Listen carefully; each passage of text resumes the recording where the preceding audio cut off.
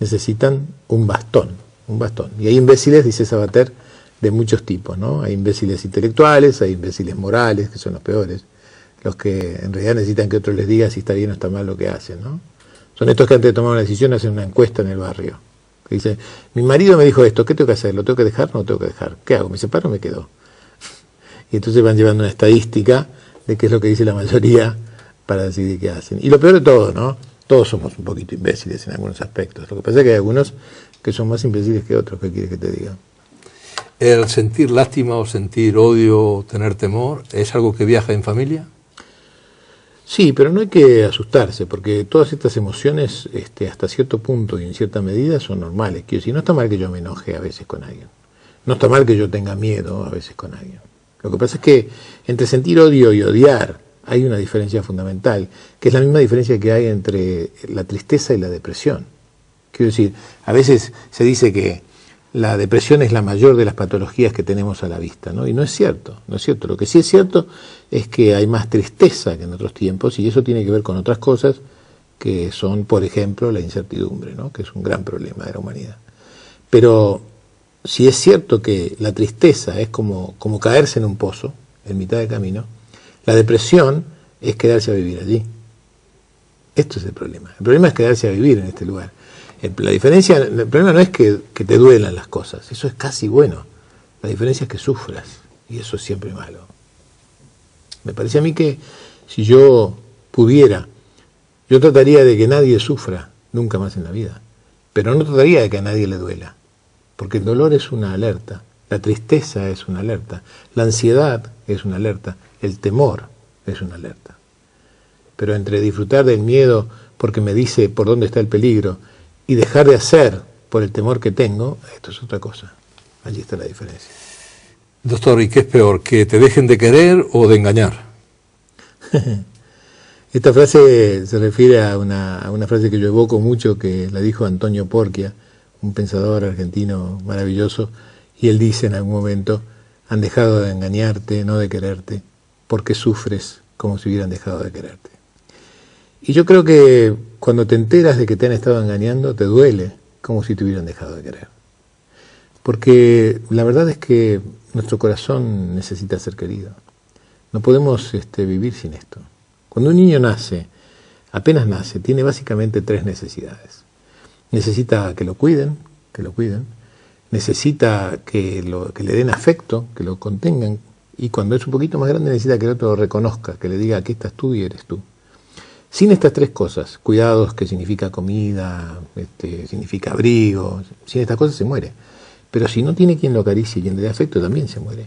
Y si después no tiene quien lo valore y lo reconozca, también se muere. Diferentes tipos de muertes, pero se muere. Los niños de la calle de Latinoamérica, inmersos en el mundo de la droga o de la delincuencia o de la prostitución, no son niños que no han tenido alimento, son niños que no han tenido amor. Son niños desqueridos. Y es por eso que la solución no puede venir desde sacarlos de la calle o de meterlos presos. Esto no soluciona nada.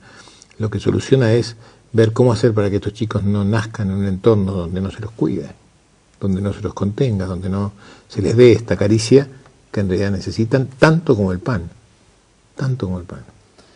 ¿La moral es algo que también se aprende?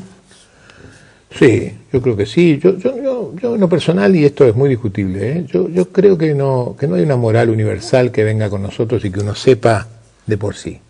Yo creo que la moral es algo que se transmite de padres a hijos y por lo tanto se aprende y por lo tanto se cambia también. Quiero decir, hay cosas que hoy están mal y que antes no estaban mal. Hay cosas que hoy están bien y antes estaban mal. Las cosas han cambiado. Los paradigmas han cambiado, me parece a mí. Y aprender que esto es así también significa deshacerse de los prejuicios. Vivimos muy prejuiciosamente, muy prejuiciosamente. Interpretamos la realidad prejuiciosamente. 2 jóvenes vienen caminando en un auto por una carretera, ¿no? Un auto a bastante velocidad. Y de repente, de una curva que está delante, sale un auto haciendo zigzag, parece que está fuera de control. Los 2 se asustan mucho y se arriman mucho a la derecha para no chocar, y finalmente el otro auto controla el vehículo y se pone del lado izquierdo. Al acercarse al auto que viene, ellos se dan cuenta que es una mujer la que maneja. Y entonces la mujer, le dicen, ¿pero por qué no vas a lavar los platos tú? ¿Por qué no te quedas en la cocina en lugar de manejando?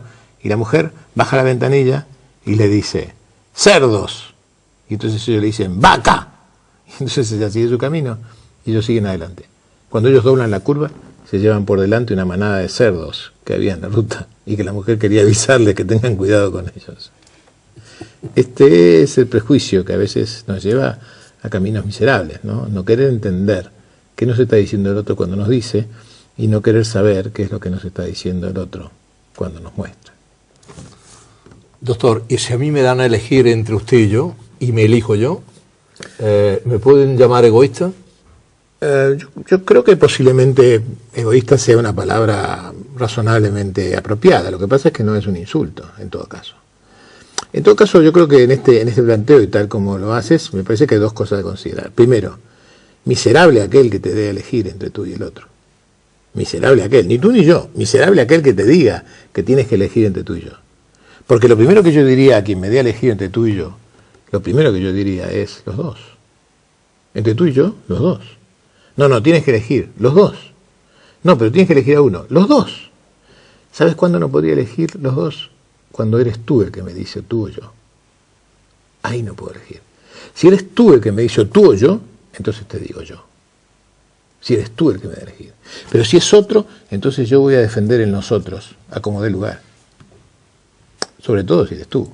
Digo, tú y yo tenemos algo que ha pasado entre nosotros, tenemos un vínculo, que ha pasado en nuestros antecedentes comunes, que ha pasado en las cosas que nos unen, que ha pasado en todos estos años de conocernos, que ha pasado en este, perdón si lo denuncio, en este amor que nos tenemos, que para un estúpido puede representar cosas prohibidas, que dos hombres se amen, y para nosotros significa el valor que tiene la amistad. Pero si alguien me da a elegir entre tú y yo voy a defender en nosotros, y estoy seguro que tú lo defenderías conmigo. Pero si tú me das a elegir entre tú y yo, entonces estamos en problemas. Trataré de convencerte que es nosotros. Y si no puedo, te diré, si me lo pones así, entonces entre tú y yo, yo. ¿Y se puede amar al prójimo como a uno mismo?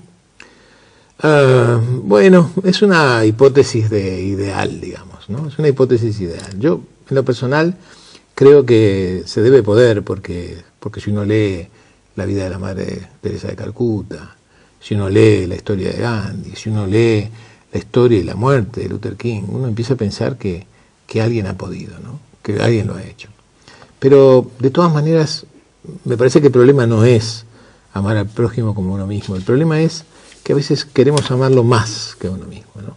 A veces parece que nos pusiéramos como listón la idea de que hay que quererlo más que a uno mismo. Y la verdad que no hay que quererlo más que a uno mismo. Yo digo, estas cosas confusas que a veces circulan como dichos populares, ¿no? Quiero decir, alguien viene y me dice, oye, te presto mi auto, pero cuídalo como si fuera tuyo, por favor.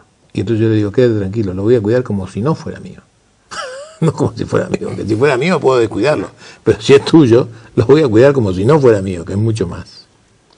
¿Y cuál puede ser la consecuencia de pertenecer al club de las mayorías? Yo creo que puede no haber consecuencias si es que este club se dedica, porque la mayoría a veces funciona adecuadamente, si este club a veces se dedica a incluir a las minorías en sus ventajas y a privarlas de sus desventajas, ¿no? Pero si estas mayorías se ocupan de denigrar a las minorías y de diferenciarlas y de discriminarlas, pertenecer a ese club es casi una maldición, ¿no? Pero por suerte es una maldición que se puede solucionar. Uno puede dejar de pertenecer, ¿eh? Uno puede dejar de pertenecer si es que se decide a pagar los precios, porque en realidad el tema siempre es lo mismo. El tema es que las cosas buenas tienen un precio y que ese precio se paga. ¿La experiencia es un maestro cruel? Hubo un hombre en Argentina, un boxeador, que se llamaba Ringo Bonavena. Ringo Bonavena era un boxeador, un peso pesado, que llegó a pelear con Cassius Clay. Era un hombre de pocas luces, en realidad la burla siempre era que los golpes lo habían dejado no demasiado lúcido. Pero Bonavena decía, la experiencia es un peine que te regalan cuando te quedaste calvo. Decía Bonavena. Y en ese sentido es la crueldad, ¿no? La crueldad de la experiencia es que quizás te llegue cuando no te puedas valer de ella. Pero, y acá está el pero y es la ventaja, puedes transmitirle a otro tu experiencia que quizás pueda, ojalá, tenerla en cuenta. No va a poder usarla, pero la va a poder tener en cuenta. Va a poder recordar, mi abuelo me decía, mi papá me decía. Yo hoy, mi mamá murió hace